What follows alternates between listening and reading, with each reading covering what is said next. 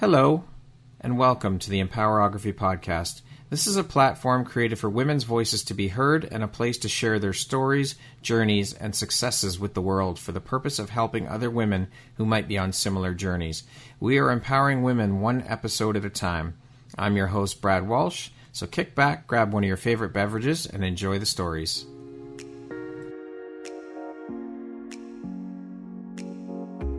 Are you an author, speaker, coach, or entrepreneur building a brand in today's very crowded marketplace? How do you stand out? Join me on September 27th and share 97 minutes of your time for just $97 and learn how to empower your brand message and shine as a guest on podcasts. iHeart's doing it. Spotify's doing it. You should do it too. Join me and spend 97 minutes of your time for just $97. You can find the registry link in the show notes. Hope to see you there. Hello there, Brad Walsh here, your host of the Empowerography Podcast. Today, my guest is Cristiana Blasutta. She is a master weaver of transformation. Welcome, Cristiana. We have been trying for a while to get this done, so I'm so happy to finally have the opportunity to sit down and speak with you today. How you doing? Thank you, Brad. Yes, it's been forever that we wanted to make it happen, and finally we're here. We are here. Thank you.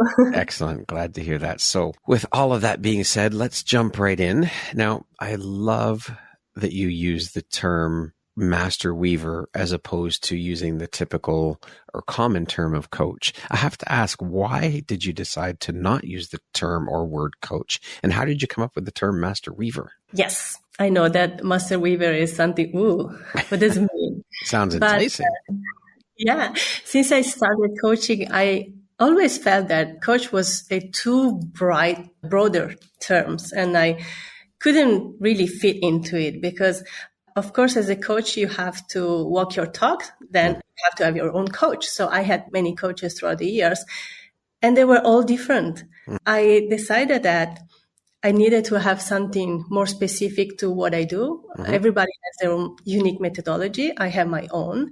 And the name came out from a meditation. And I was, wow, that's nice. What does it mean? But then I started thinking about it, and it really is, it applies very well to what I do, because what I feel is that when I'm coaching with someone, I really see the thread that they need to pull. So I kindly offer them to see what are the threads that they need to pull to really weave a new life tapestry that is more suitable for them at the moment. And it felt really good when I said master weaver of change, of transformation. It really feels very good. I love the term. I think it's awesome. Thank you. So what inspired you to become a master weaver of transformation, and how did your journey begin? Was there a pivotal moment in your life that was a catalyst for you to decide to go into this particular field of work, helping people transform their lives? And if so, would you mind sharing that with us? Yeah, there was a particular moment. And of course. I was living in the United States. I'm originally from Italy, but I spent 12 years in Seattle. And I think it was the second or third year that I was living there. And we had really good friends, and we loved hiking. And one day I went hiking with this woman, Shabna. And she was working at Microsoft at the moment. And she was telling me that they had a coach that went to help their team. And she told me what they did. And then she ended up saying, I think you will be a terrific coach. And I was, wow, thank you. But what exactly is a coach? I'm Italian. So in Italy, especially when I moved back into 2006, and I said, I'm a coach, they were looking at me like, what are you? What is that? So I didn't know what a coach was at the moment. But she explained me very well. And I went home from the hike and I signed up to become a coach, because this is what I was looking my whole life, because it's something that I felt that I was already doing naturally in my life, but I didn't know that it was a profession. So I was okay. And I signed up immediately. That was it. It changed completely my life. My friend, her. Yeah. Yes. How has this experience or these experiences helped shape the Cristiana you are today, both personally and professionally? For me, it was the realization that you can always change your life. If something exciting comes up with for you, you're like, yeah, I can do that. And this is what happens. I mean, I help people do that, and we're all a work in progress. So for me too, it's not that, okay, I'm a coach and I'm never going to change. No, I changed so many things. Yeah. So it's really the awareness that, you can access to a broader experience in your life. You have the power to say, no more, I want to do something else. Yeah. So for me, it was really inspiring. It is still inspiring to know that. Change is the constant in our lives. We're always changing. We're always growing. We're always evolving. We're human beings. So of course that's going to happen on a regular basis. Yeah. But really embracing it instead of being afraid of it. Yeah, for sure. That's the key, right? Because for me it was, wow, my life is so much richer now. And that's how it shaped me, both personally and professionally, because I keep changing professionally. Yeah. What drives, motivates, and inspires you to keep going and excelling at all that you do? Of course, the results that my clients have. When you see someone that starts and say, I'm totally bored, I don't know what to do with my life, and then they really become and they embrace who they are and they feel so empowered, and that's what motivates me, of course. That's an incredible gift to see that shift for people, to see that and to know that you've helped them along the way in that is just an incredible thing to witness. Yes, it is. Why did you decide to focus your energy and business on helping to empower women specifically through helping them weave their own transformation? I think that me, since I was little, I've always been attracted by powerful women. By powerful, I don't mean rich, wealthy, or whatever women. But when you see someone that is powerful, it has this energy that when they come into the room, they're like, oh my gosh, they are magnetic. So I've always been attracted by that. And I said, I want to be like them. And I want to help people, especially women, but I work with men too. But I kind of have a connection with women because of my backstory with my father. But this is a different kind of story. But it was very important to empower women. And that's what drives me and brought me to really help them. Are most of your clients women, though? The majority of them? The majority, yes. They are women or younger men. Okay. Yeah. What is your definition or idea of transformation? What does that word mean to you personally?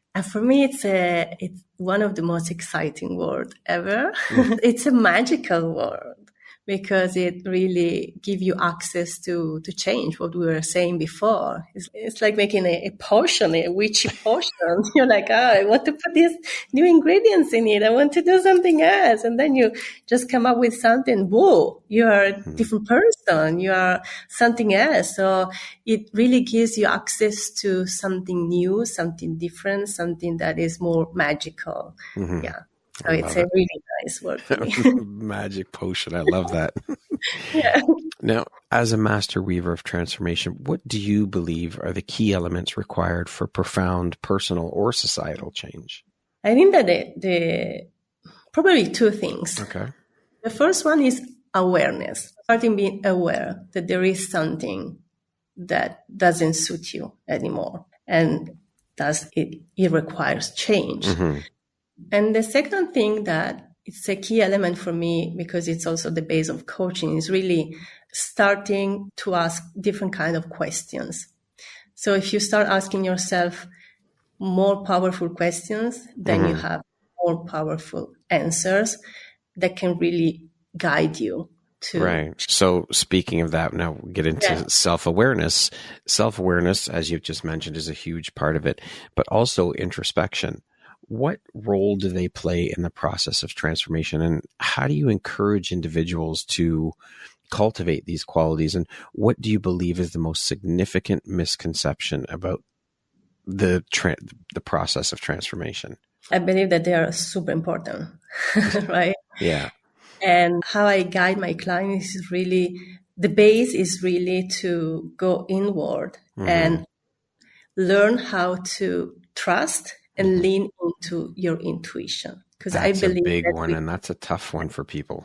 Yeah, but we all have the answers already. Mm-hmm. That's also why the role of a coach is not to give answers, but to facilitate the reach, right? Mm-hmm. Give them to have their own answers. We are all different. So what works for me doesn't work for you, Brad. Yeah. So, but if we, and what I do, the majority of my work is rely on your intuition and listening to your inner wisdom. And my business is called Whispering Out Loud because it helps lowering the background noise and raising the volume of the whisper. But the whisper is really our inner voice of wisdom. So that's important. And I think that you asked me about what is the misconception. I believe that many people think that transformation for them is not accessible. It's not for everyone. And I think that it's for everyone. We can always decide that something doesn't go well with us anymore. Yeah, it doesn't suit us anymore. And as you said, that transformation, I mean, going within, we all have the ability, we all have the tools within us. We don't need to seek outer validation or any of that stuff. We have it all here within us, but you have to be willing to do the work. That's the key part too. Yeah, because sometimes it's not enough to see what you need to do. Because I think that the toughest part is having the courage to do this. Yes. To do. Yeah, for sure. Yeah. For sure. Yeah. Can you describe a moment of personal transformation that challenged your beliefs or worldviews? Yeah, I think that it was the first time that I had kind of a realization of the fact that I could just change in my life is when I was in university, I decided to become a doctor. So I was studying medicine. But during the second year, I really had a strong realization that was not my path. And the belief was that I need to please my parents, right? I need to do what's expected from me. Yeah. But I felt so strongly in every cell of my body that was not my path. Also because I'm afraid of blood. So Probably not a good idea. No. And no matter what the reaction of other people would have been, I just decided I'm quitting. I know that it was very difficult for many people, especially, my mom, also some friends. They were like, you're crazy. Why are you doing that? But for me, it was because I need to be true to myself. I need to speak my truth. And How did your parents react to that? And what did you tell them you were going to do instead? I was going to, and then I did. I studied modern literature, Italian modern literature. And I think that my mom was kind of shocked, but my mom has always been very liberal, I would say, because this is your life. I know that you're a smart person, so you know what you're doing. Of course, I'm sorry because having a doctor in family is of course nice, but she trusted me. Was she supportive? Yeah, my mom is always very, very supportive.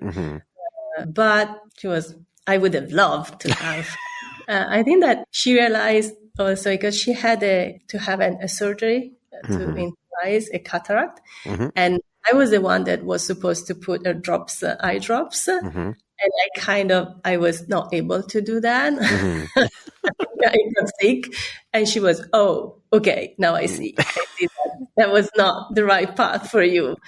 And anyway, I love alternative medicine and I always study many other things. So anyway, I'm kind of her doctor because I said I have to do so many things I recommend. And so she said, it's okay. You're not that kind of doctor, but I know that you're happy. And then I got my degree in literature. I didn't do anything with that anyway, but she was supportive. And it was the first time that I realized I really need to do what my heart is telling me to do. Because your body is giving you signals. I had every cell of my body saying, no, you cannot continue. You have to stop. And that was really the first time that I felt it. And then I had many others in my life, but I recognized it quickly. But so many people end up going through with what everyone else wants them to do instead of what their heart is telling them or what their body is telling them. They don't listen to that. And then they end up in that job or that career hating it. And they are miserable. Yeah. And everybody around them are miserable. Yes, too. Exactly. It ripples out. So this is a big reason why you need to do what makes your heart sing. Yeah, What makes you absolutely. happy? What makes your soul sing? Yeah, We only absolutely. have so long on this planet. So we need to do what makes us happy. You think about the amount of time that we all spend working in our lives. That's a Oh, yeah. lot of time. Majority of, So why not work at something you love to do instead of yeah, being miserable doing something you don't want to do? But so exactly. many So people that, get stuck in that trap though. But you had the self-awareness and the yeah, courage to stand up and say, no, sorry, this is not for me. yeah. And that's what I help my clients realize I too. love it. And that's amazing. Yeah. Yeah, it is for sure. In your experience, what are some of the most common obstacles or challenges that people face when embarking on a transformational path in the people you work with, and how do you help them overcome these things? I think that the majority of the clients I work with are held back by self-judgment, Mm-hmm. not the judgment of what other people may think about them. This is a little bit, but the most thing is the self-judgment, Right. and also the fear of what if I'm just throwing away something that is so big, so wonderful, Mm-hmm. or what? I don't know what. Yeah. And how I help them is really something that I do in my coaching, beside helping them really listening to their inner voice, is people that work with me, basically, they are kind of detached from their body. So I help them reconnect with their body. Mm-hmm. And when you do that and you allow your body to feel, experience what it would be, a different kind of life, Mm-hmm. I think that in that moment, when you connect that, the fear dissolves, Yeah. because your body knows. Yeah. It's so wise. And so I help them go in that place already. Even if they're not there, they're Yeah. like, oh, I can experience this. As you experienced with your decision to leave practicing medicine, you listened to your body. You felt that in your body, in every, as you said, every cell of you, that no, Yes. this is not my path. I cannot do this. I just can't. Yep. So really reconnecting with that is like, oh, okay, is kind of clicking in and say, I can do it. Mm-hmm. Right. Again, And of having course, the strength and the courage and the encouragement from a coach or a mentor or whoever it is you're working with, that it is possible to see what's possible. yes, yes. And something else that I do is really have them rely on their strength. Mm-hmm. Because I think that now society is like, you need to hide your weakness, or, but for me, celebrate your successes and see what you're really good at. Yep. And this gives you really a boost, and okay, I can do it. Yeah. But see, you know what, I've thought about this a lot, and I've talked about it a fair bit with people, is when we're going through school, we are not taught to focus on our strengths. We are taught that you need to work on everything. You need to be good at everything. And that's not the case. Why not focus on what we're good at? Put all of your energy into that. And that's not to say don't learn about, let's just say, math is your strength. Sure, focus on math, but you also have to learn English and science, but you don't have to be great at those things. You need to focus on what you are good at, because then you can strengthen that skill set, and that's your area of expertise. Yeah, but we're not taught that though. No, and that's why then you find people that are in jobs that are not their zone of genius. And then it means also that they're not enthusiastic about life. That's because right. so for me, like, you're good at something, great. You enjoy it, great. If you're not good at something else, you delegate. When you do that too, though, Cristiana, it also opens up the lane for someone who is an expert in that area. So not only are you giving to yourself, but you're giving to others in a roundabout way when you do that. Yeah, I completely agree. Absolutely. Yeah, I love it. What is your approach to guiding others through their transformational journeys, and what techniques or practices do you find most effective? Again, intuition. That whisper. Yeah, the whisper. Because when I'm in a coaching session, I don't prepare my coaching session. I don't know more than my clients, but I receive kind of messages, right? Mm-hmm. Your downloads. So, I offer things that I see. And I also use my cards. I have my 52 keys cards. Okay. These are of cards that I downloaded. Yeah.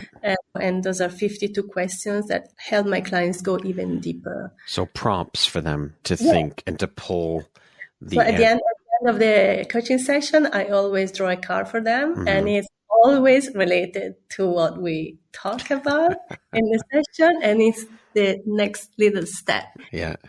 Yeah, it's really intuition that guides me. Beautiful. What lights you up or inspires you the most about the work you do as a coach? Yeah, again, witnessing the transformation, really.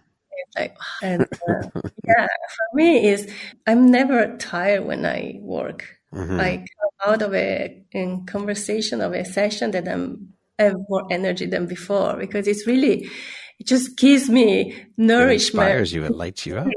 Inspires me to see how much these people are willing to put the work to really become what they are supposed to become. And so it's inspiring. Coaches is inspiring. I know. Someone asked me yesterday, I was having a conversation with someone, and they said, I was telling her that I had 2 interviews yesterday. And she said, do you enjoy doing I said, it sets my soul on fire because I get to talk to people and hear their stories. And it, as you just said, it energizes me. It inspires me. It lights my soul on fire to hear what all of you women have been through and come through and where you are now, to see that transformation, but to just engage in the conversation and connect with someone on that level is so incredible. There's honestly not enough words to describe how incredible it is. You understand exactly. Yeah. Yes. It's just energizing. Yeah. Someone asked me once, if you won the lottery, would you keep doing what you're doing? Yes. Hells yes. Absolutely. Yes. 100%. Because when you're doing what you're meant to do, when you're doing what your purpose is, it's not about the money. It's about giving back and supporting people and lifting people, and it feeds your soul. So why would you give that up? Yeah, because the more you give, the more you receive. But you have to also be open to and learn to receive. It's not easy. Yeah, I think it's the most difficult thing that I'm teaching also my clients. Yeah, for sure. You have to, it's a learned skill set for sure. Yeah, I think there are 2 things: being open to receive and asking for help. Yes. Because again, if we go back to our conditioning and how we're brought up, asking for help is a sign of weakness.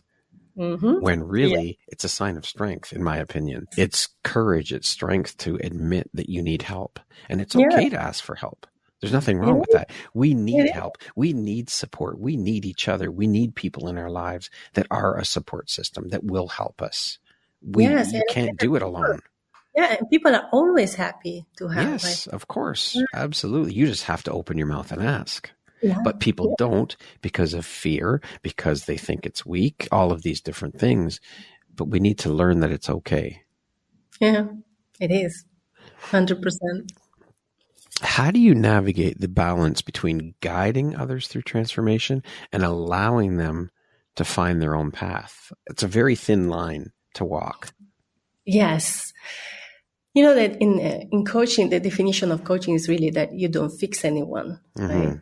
You don't have the answers for other people. It's really guiding. And in coaching, there are different techniques, but what I do is really something that is very powerful for me are 2 things. The silence in a coaching session is super important, because in a normal conversation, there is never silence. When 2 people are talking, they're responding. There's no time for the other person to just listen to what they are saying, right? And just to start connecting the dots while they are talking.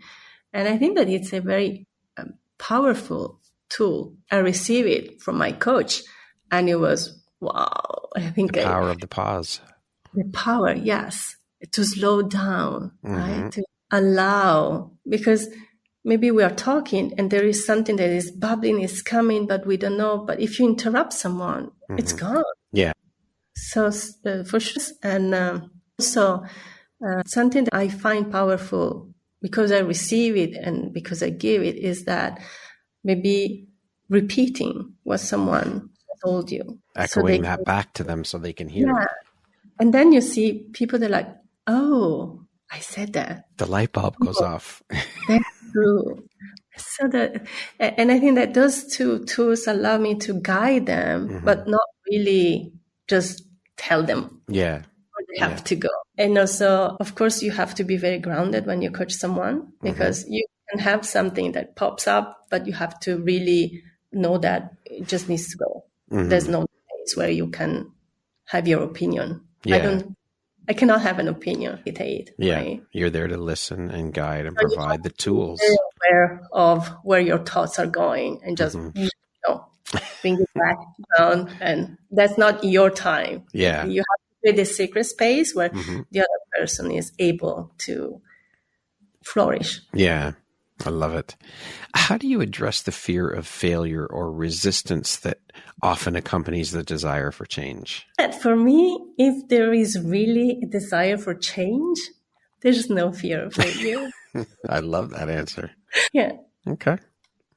What are some key indicators or signs that someone is truly ready to embark on a transformative journey? Because if they're not ready, it's not going to happen.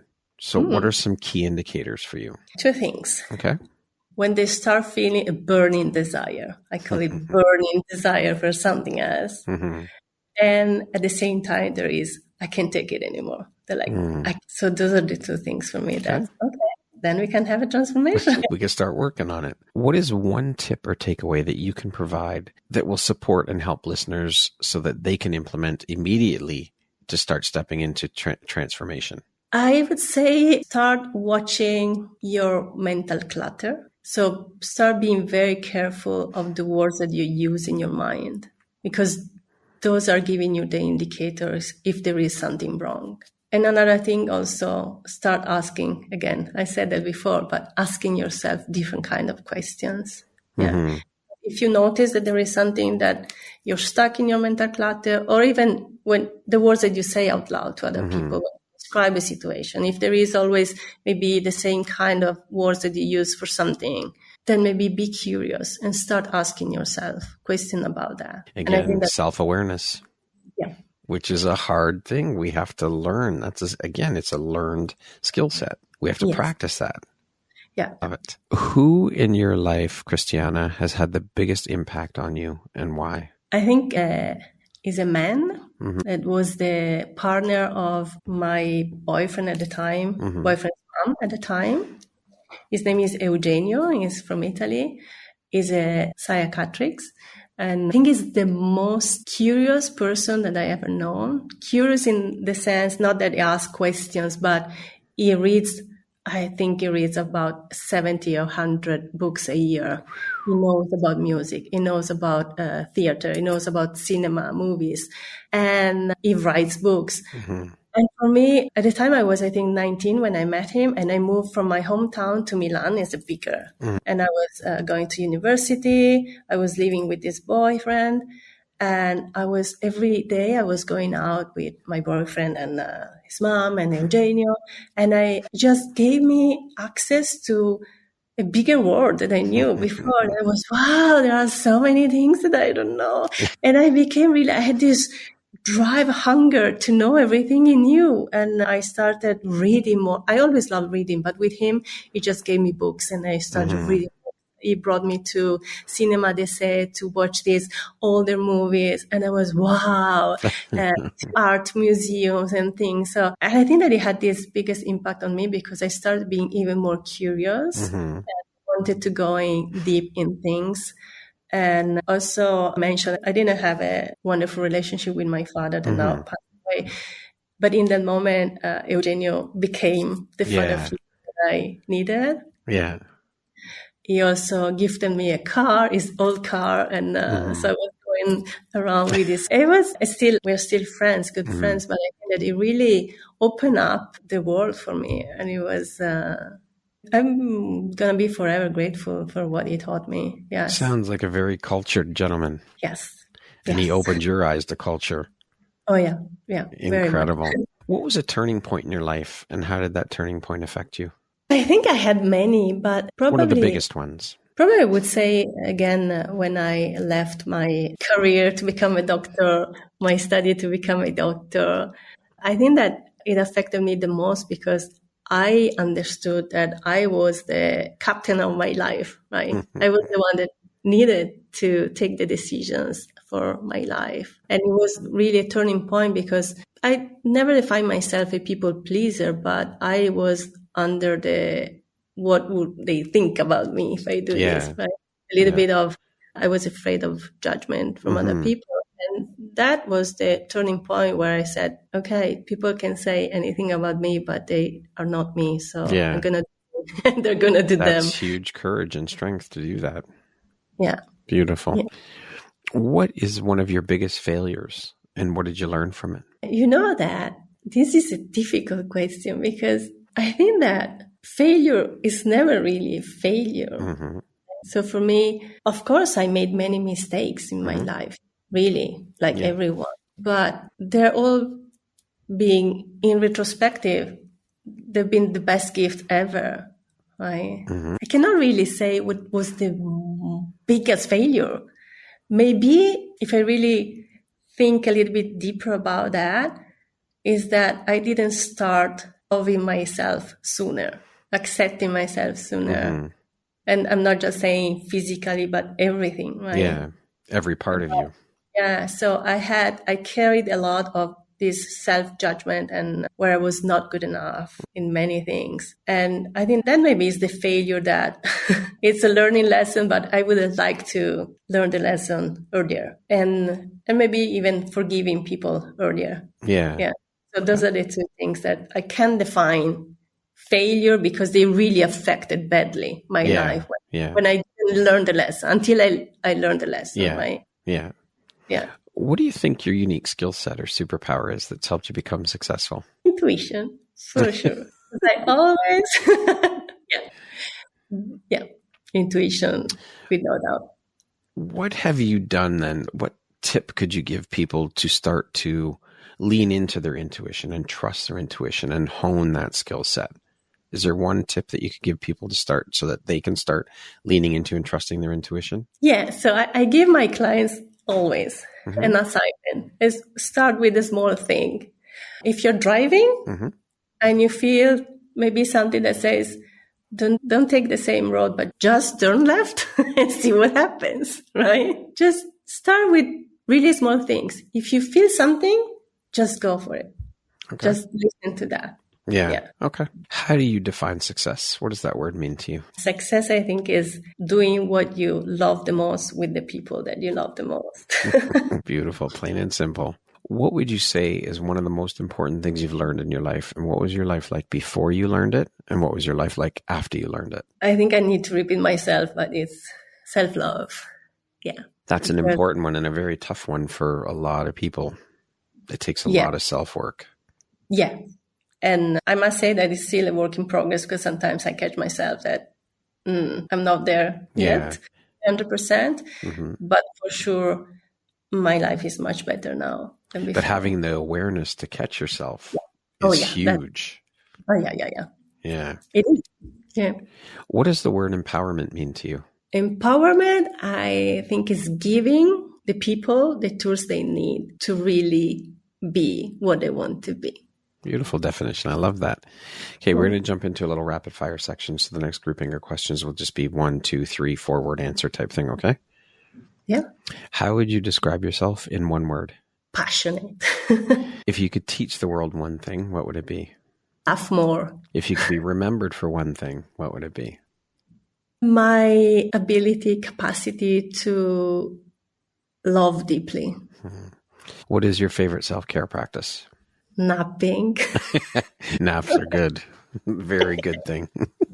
What is one thing you love about yourself that is not related to your physical appearance? My sense of humor. What's one thing you want but cannot buy with money? Health. Yes, our health is our wealth for sure. Yes. That concludes our rapid fire section. Now back to our regularly scheduled program.